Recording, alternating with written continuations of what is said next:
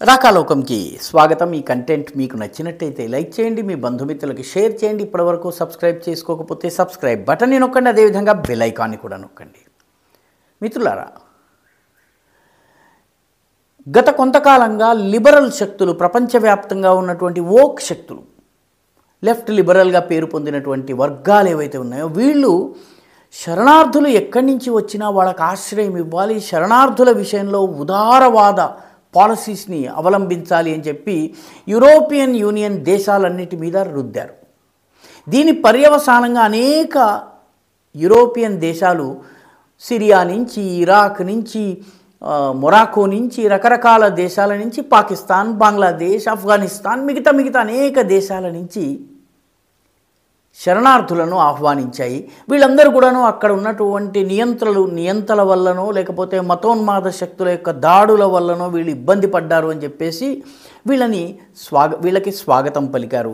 ఒకళ్ళిద్దరూ అభ్యంతర పెట్టినా మన డెమోగ్రఫీ మారుతుంది, లేకపోతే మన యొక్క రాజకీయం డెమోగ్రఫీ మారుతుంది, డెమోక్రసీ మారుతుంది అని చెప్పి హెచ్చరిస్తే వాళ్ళని మతోన్మాదులు, కాన్జర్వేటివ్స్, జెనోఫోబిక్, ఇస్లామోఫోబిక్ ఇటువంటి ముద్రలు వేసి వాళ్ళ నోళ్లు మూయించే ప్రయత్నం చేశారు.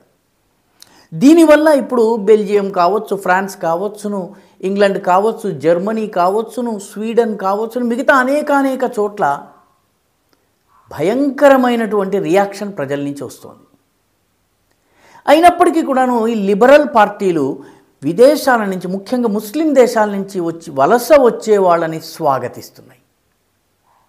అయితే వీటి మీద స్వీడన్లో ఒక ఆసక్తికరమైనటువంటి సర్వే జరిగింది. స్వీడన్లో నోవస్ అనేటటువంటి ప్రజాభిప్రాయ సేకరణ చేసేటటువంటి సంస్థ ఒక అధ్యయనం జరిపింది. ఆ అధ్యయనము విదేశాల నుంచి ఇరాన్, ఇరాక్, అదేవిధంగా ఈజిప్ట్, లేకపోతే మొరాకో, రకరకాల దేశాలు, సొమాలియా, ఇథియోపియా, బంగ్లాదేశ్, ఆఫ్ఘనిస్తాన్, పాకిస్తాన్, ఈ రకమైనటువంటి దేశాల నుంచి వలస వచ్చిన వాళ్ళపైన సర్వే చేసింది. వీళ్ళందరూ కూడాను ప్రశ్నించినప్పుడు ఆ దేశంలో ఉన్నటువంటి మతమౌఢ్యము, లేకపోతే అక్కడ ఉన్నటువంటి అప్రెసివ్, అణచివేతకు పాటించేటటువంటి ప్రభుత్వాల వల్ల మేము వదిలేసి వచ్చాము. వెస్ట్ అంటే యూరోప్లో మాకు చాలా స్వేచ్ఛాయుతమైన వాతావరణం లభిస్తుంది, ఈ రకమైనటువంటి కథలు చెప్పారు. అయితే వాళ్ళలో ఒక ప్రశ్న వేసి, మీలో ఎంతమంది ఏ దేశం నుంచి అయితే మీరు అణచివేత కారణంగా, ఒత్తిడి కారణంగా, మతమౌఢ్యం కారణంగా ఏ దేశాన్ని అయితే వదిలేసి వచ్చారో ఆ దేశానికి మీరు వెళ్ళారా అని ప్రశ్నించారు. ముఖ్యంగా సెలవులు గడిపేందుకు వెళ్ళారా, వెకేషన్ గడపడానికి వెళ్ళారా?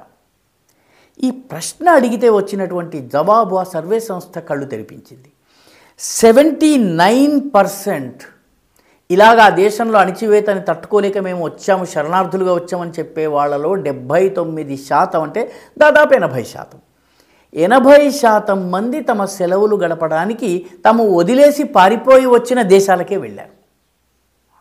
అక్కడ అణచివేత ఉంటే అక్కడే సెలవులు ఎందుకు గడుపుతున్నారు?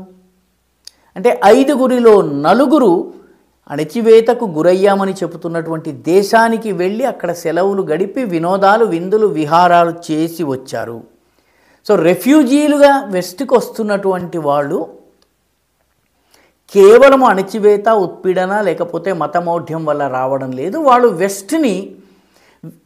వెస్ట్లో ఉపాధి అవకాశాలు, ఉద్యోగ అవకాశాలు వీటిని చేజిక్కించుకుని వెస్ట్లో కొన్ని ఎన్క్లేవ్స్ తయారు చేసుకుని వెస్ట్లో పాశ్చాత్య దేశాలలో తమ యొక్క ప్రాబల్యము, ఆధిపత్యము పెంచుకోవాలన్నటువంటి ఒక లక్ష్యంతో వస్తున్నారు. ఎందుకంటే వచ్చిన వాళ్ళలో ఎక్కువ మంది ఏ మతమౌఢ్యాన్ని వ్యతిరేకించి వచ్చామని చెప్తున్నారో దాని వైపే వెళుతున్నారు.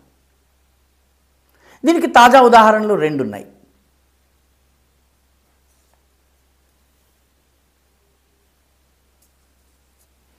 ఒకటి, ఇటీవలే స్వీడన్లో మోమిన్ ఆస్వాన్ అనేటటువంటి ఖురాన్ని తగలబెట్టినటువంటి వ్యక్తి పైన దాడి జరిగింది.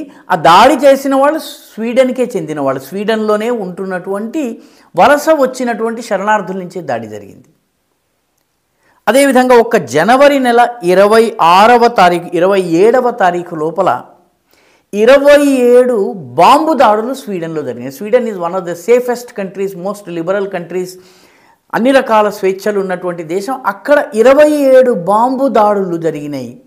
ఈ దాడులన్నీ కూడా రెఫ్యూజీసే చేశారు. రెఫ్యూజీల రూపంలో ముఖ్యంగా ఈ ముస్లిం దేశాల నుంచి వచ్చినటువంటి రెఫ్యూజీసే దాడి చేశారు. అంటే రెఫ్యూజీలుగా వస్తున్నటువంటి వాళ్ళు వచ్చిన దేశంలో హింసకి, దౌర్జన్యానికి, అక్రమాలకి, నేరాలకి పాల్పడటమే కాకుండా డెమోగ్రఫీని మార్చే ప్రయత్నం చేస్తున్నారు. ఎందుకంటే మొత్తం స్వీడన్ జనాభా 1 కోటిని మించదు. 1 కోటి మందిని ప్రభావితం చేయాలన్నట్టయితే మీరు ఒక 10 లక్షల మందిని తీసుకొచ్చి స్ట్రాటజిక్గా ఉన్నట్టయితే ఎన్నికల్ని కూడా మీరు ప్రభావితం చేయవచ్చు కొన్ని నియోజకవర్గాల్లో. సో ఈ పరిస్థితి, దీనితో పాటు బాంబు దాడులు జరుగుతున్నాయి, ఇంకోటి జరుగుతున్నాయి. ఏ దేశం నుంచి పారిపోయి వచ్చామని చెప్తున్నారో ఆ దేశానికి వీళ్ళు వెళ్ళి అక్కడ వీళ్ళు సెలవులు గడిపొస్తున్నారు. నిజంగా అక్కడ పరిస్థితి దారుణంగా ఉందని వీళ్ళు భావిస్తే అక్కడికి వెళ్ళవలసినటువంటి పని ఉండదు. చాలామంది ఇటువంటి బర్మా నుంచి వచ్చి శరణార్థులుగా ఉన్నవాళ్ళు మలేషియాలోనూ మిగతా దేశాల్లో ఉంటారు. మళ్ళీ బర్మాకు వెళ్ళడం లేదు. వాళ్ళు వెళితే మళ్ళీ తిరిగి వస్తామన్న నమ్మకం లేక. సో అత్యాచారాలు ఉన్నాయని చెప్పినటువంటి ఈ దేశాలు, Iran, Iraq, Syria, Lebanon, Libya, ఈ దేశాలు ఏవైతే ఇటువంటి దేశాలకి మళ్ళీ ఎలా వెళ్తున్నారు అంటే ఈ మొత్తము శరణార్థుల పాలసీ అనేది ఒక డెమోగ్రఫిక్ ఇన్వేషన్, ఒక జనాభా దాడి. ఇది యూరప్కి ఇప్పుడిప్పుడే అర్థమవుతోంది. ఈ పత్రిక ఏదైతే ఉందో నార్డిక్ టైమ్స్ అనేటటువంటి పత్రిక, ఇది ఆన్లైన్ పేపర్, బులెటిన్ అనేటటువంటి పత్రిక, ఈ రెండిట్లోనూ ఈ సర్వే ప్రచురితమైంది. ఈ సర్వే ఇచ్చినటువంటి వివరాలు ఇప్పుడు స్వీడిష్ ప్రజల్ని ఆశ్చర్యచకితులను చేస్తున్నాయి. ఈ వీడియో మీకు నచ్చినట్టయితే లైక్ చేయండి, షేర్ చేయండి, ఈ ఛానల్కు సబ్స్క్రైబ్ చేయండి. మీ అభిప్రాయాన్ని కమెంట్ల రూపంలో తప్పనిసరిగా పంపించండి.